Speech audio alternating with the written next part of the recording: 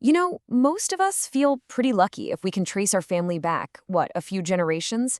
But what if your family tree wasn't just a tree, but a whole forest, stretching all the way back through the rise and fall of entire empires? Well, we're about to dive into the absolutely incredible recorded history of a family that did just that. We're talking about an unbroken chain of more than 1,400 years. Just let that sink in for a second. It's a lineage that kicks off in the 7th century. That's way before most modern countries even existed. It's just a truly staggering amount of time to have on record. And a number that big brings up a huge question, right? How on earth does a family's story, their actual identity, survive for that long? Through all the wars, the massive political shifts, the complete upheaval of the world around them?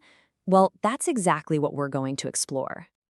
Okay, so our story doesn't really begin with a single event. It begins with a journey, a really, really long journey that starts in ancient Arabia and stretches across centuries all the way to a new home. The sheer scope of this is just incredible. The family traces its lineage all the way back to Hazrat Abu Bakr in 7th century Arabia.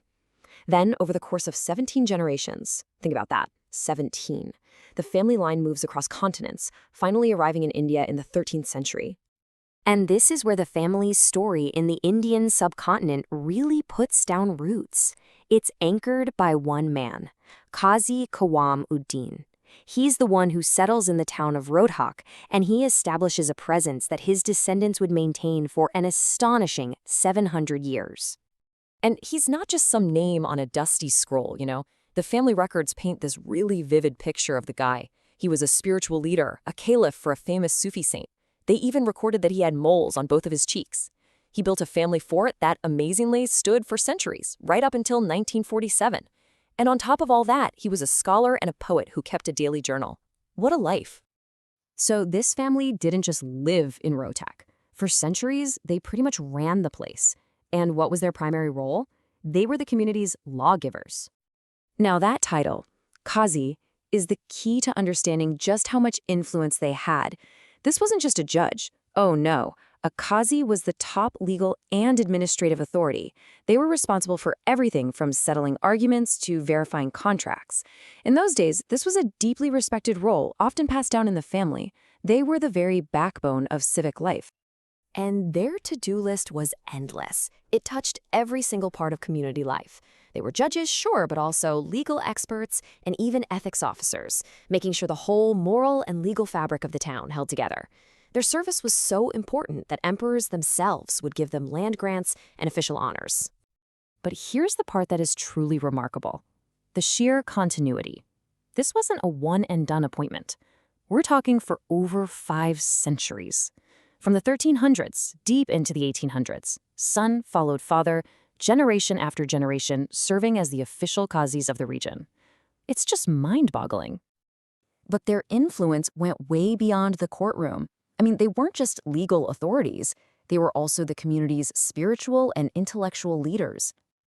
So a lot of family members held other revered titles. They were muftis, who were the go-to scholars for issuing religious guidance. They were ulama, which means they were respected teachers passing down knowledge. And some were even Sufi shahs, mystical spiritual guides who focused on a deeper side of faith. And the family records have these incredible stories of their devotion. Like, there's this account of Shah Ghulam Jilani. It says he gave up eating normal food for 12 years. 12 years, as part of his spiritual practice. He would just fast all day, and then in the evening, eat leaves from plants. That is some serious next-level asceticism.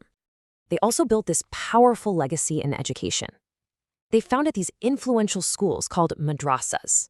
In fact, their school in the town of Mehem became so well known that the Mughal Emperor Aurangzeb personally recruited one of its teachers to come educate the royal prince. So this family wasn't just upholding the law, they were shaping the minds of the next generation right up to the very top. So, for centuries, this family navigated the tricky politics of empires and dynasties. But in the middle of the 19th century, they faced their greatest test yet, a moment of rebellion that would change their world forever. The year is 1857. In India, it's called the First War of Independence. For the British, it was the Indian Mutiny. For this family, it was a turning point where they had to choose a side. And that choice, it came with a devastating cost. The family sided with the rebels against the British East India Company, and the consequences were absolutely severe. Their properties were seized, their homes were destroyed. That ancient family fort in Rohtak we talked about, demolished, gone. Several family members were captured and hanged for treason. Others were arrested and exiled for more than a decade. It was brutal. And the family history also records these incredible acts of sacrifice during this time. When a family member named Maulvi Pir Muhammad Ishaq, a leader in the rebellion, found out a letter he wrote had been captured, he was terrified his allies would be tortured for information. So, to protect them, he turned himself into the enemy, knowing it was a death sentence. He was executed on October 8, 1857. Just, wow. So the rebellion was crushed. The family's old world of judgeships and imperial honors was completely gone. But the story doesn't end there. Not at all. It adapts. And it shows how a legacy of service can totally transform itself for a new era. And this is one of the coolest parts. You can literally map their past roles to their present ones. The Qazi, the judge, well, that transformed into the modern civil servant. The Mufti, the legal scholar, became the university professor. The Khatib, the preacher, became a communication engineer. The royal physician became a doctor. The military commander, an army colonel. The roles are still all about serving society, just in totally new forms. Ultimately, even though the specific jobs and all the titles changed with the times, that core identity, the one built around civic duty, around knowledge, around leadership, that powerful legacy of service, it remained remarkably intact. And this isn't just a story about the past. As of when the family history was written, there were 1,415 known living descendants. This is a living, breathing legacy, spread all across the globe, but connected by this one incredible, unbroken chain. So, what can we take away from this incredible 1,400-year story? Well, first, it shows that a family legacy can be this incredibly powerful force that pushes through centuries of change. Second, the definition of service has to evolve. This family shows how the way you serve can change completely, even when the spirit of it stays the same. And finally, it's a reminder that the grand sweep of history is really just made up of all these individual choices of leadership, of sacrifice, and of resilience. This family story really proves that legacy isn't just something that's handed down to you. It's an active process.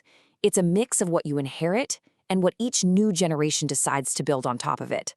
And that kind of leaves us with a question to think about for ourselves, doesn't it? What will our own legacy of service be?